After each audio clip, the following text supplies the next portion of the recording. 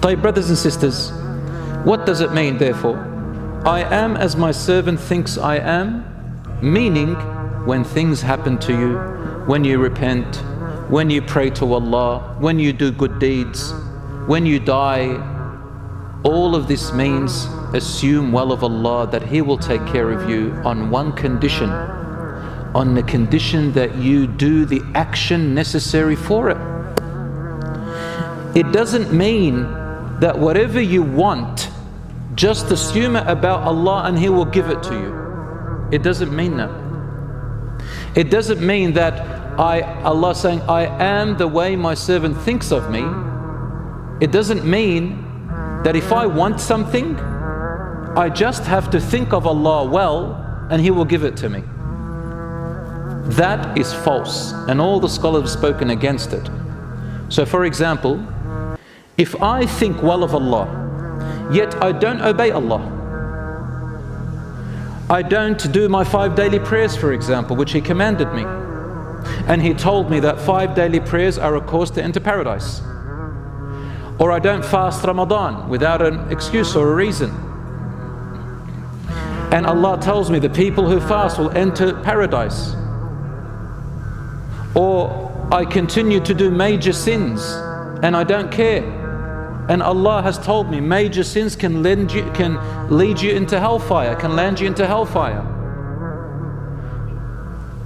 Allah ordered, for example, she's a woman, Allah ordered her to dress in her hijab, but she says, no, I don't have to, I assume well of Allah. Or a man, Allah ordered him to look after his family and to spend on his family within his means, but he goes and oppresses them, and he says, I assume well of Allah, I go to the mosque 5 times a day.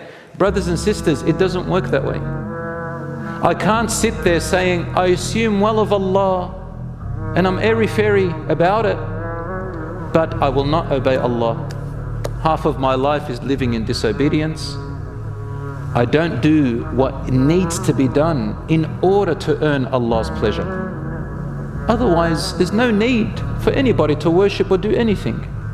When I say that I assume of Allah well, then I will get whatever I assume, and then I say, if I think it so much and if I assume of Allah well, He will manifest it for me.